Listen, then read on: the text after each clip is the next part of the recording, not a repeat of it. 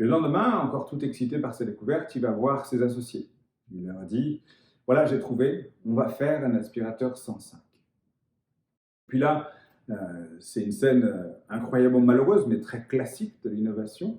Ces deux associés réagissent mal. Euh, Deux types de réponses, très classiques encore une fois. Première réponse, James, si c'était vrai, Hoover l'aurait fait. Hoover, c'est le numéro un des fabricants d'aspirateurs dans le monde. Voilà. Que dire d'autre sinon que c'est très bête. Voilà. Hoover pense à autre chose, il pense à perfectionner son aspirateur à sac, il ne pense surtout pas à faire autre chose. Deuxième type de réponse, un autre associé qui lui dit: «Mais James, on avait dit qu'on ferait des produits de jardinage, l'aspirateur, ce n'est pas un produit de jardinage, tenons-nous-en à la stratégie qu'on avait définie». Bien sûr, il essaie de les convaincre, mais il n'y arrive pas. Il n'a que ses mots, un vague prototype, ses idées, mais ça ne suffit pas. Il se trouve que l'histoire ne va pas lui donner le temps de convaincre ses actionnaires parce qu'en janvier 1979, il y a une sorte de cabale et ses deux associés se débrouillent pour l'éjecter de l'entreprise Kirk Dyson. Donc, scène un peu difficile, mais il se dit je vais en profiter pour faire moi-même l'aspirateur 105. Donc, il vend une parcelle de terrain, il aménage une espèce de maisonnette, une sorte de garage où il n'y a même pas d'eau ni d'électricité, comme un atelier, et puis il commence à faire des prototypes.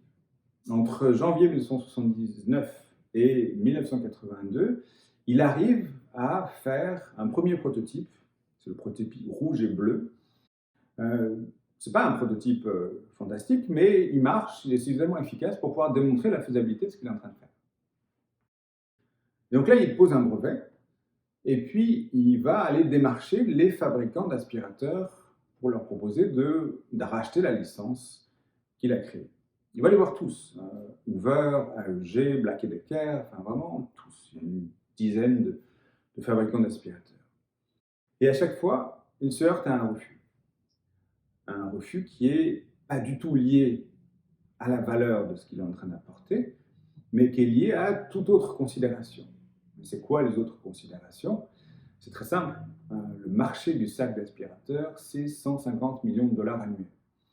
Et aucun de ces fabricants d'aspirateurs n'a envie de se passer de 150 millions de dollars annuels. Et donc, il lui ferme la porte au nez. Il y en a même un, et je raconte cette scène parce qu'elle est extrêmement emblématique et qu'elle pose une question très fondamentale sur l'innovation.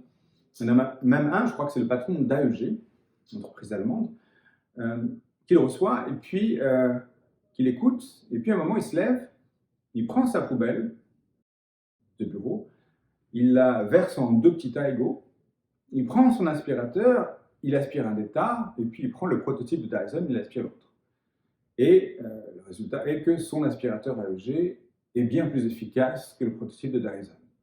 Et donc, il croit pouvoir conclure qu'il n'a que faire du prototype de Dyson. C'est une erreur classique et c'est une erreur fondamentale. C'est la même erreur que feront les gens de Kodak qui va les conduire à la faillite. C'est quoi cette erreur? C'est comparer deux choses qui sont complètement incomparables. Vous avez d'un côté ce qu'on pourrait appeler un champion, un produit champion,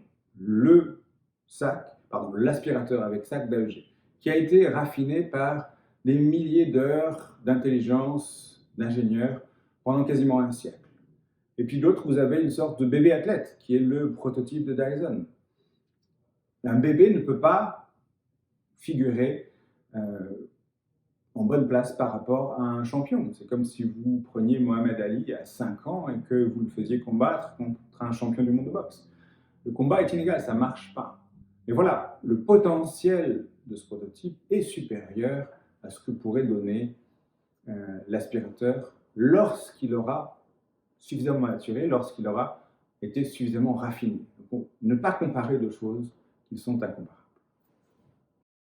Et donc en 1982, James Dyson se retrouve dans une situation où il n'a pas réussi à convaincre les fabricants d'aspirateurs de racheter son brevet. Qu'à cela ne tienne, encore, il va le faire lui-même. Il va industrialiser son produit lui-même. Et donc, entre 1982 et puis janvier 1193, il va commencer à industrialiser son aspirateur sans sac. Il calcule qu'entre janvier 1979, le premier moment où il s'empare de son idée pour la réaliser, et puis janvier 1993, le premier le premier objet commercialisé, le premier aspirateur Dyson commercialisable, il s'écoule à peu près 15 ans, il a fabriqué 5127 prototypes. Ce chiffre est incroyable et je le répète volontiers, 5127 prototypes. C'est incroyable. C'est une quantité phénoménale de travail, d'énergie, de ténacité, de courage pour arriver à faire ça. Et j'ajoute que j'ai fait cette histoire courte. Lisez le livre de Dyson, elle est extrêmement impressionnante par le nombre d'épreuves qu'il aura à subir, des trahisons, des gens qui volent ses idées, qui volent ses prototypes, qui se protègent par la loi américaine. Enfin bref, c'est une ordalie, une épreuve par les éléments. Toujours est-il qu'en janvier 1993, il sort son premier aspirateur commercial sous le nom Dyson. Et puis très rapidement, les ventes décollent. En octobre 1994, il devient le premier vendeur d'aspirateurs en valeur. En février 1995, il devient le premier vendeur d'aspirateurs en volume. Et puis voilà, en février 1997, il est parfaitement installé, il possède 42,5% de parts de marché, quasiment la moitié du marché. Un aspirateur sur deux est un Dyson. En 2013, sa fortune est estimée à 4,2 milliards de dollars américains. C'est un chiffre complètement abracadabrantesque, qui n'a aucun sens pour beaucoup de gens, pour moi notamment. Mais je le cite juste pour le plaisir de repenser à ces deux associés qui lui avaient dit non, James Dyson, nous avions dit que nous ferions des produits de jardinage, tenons-nous-en à la stratégie établie. Voilà, ces gens-là sont passés à côté d'une somme extrêmement fabuleuse.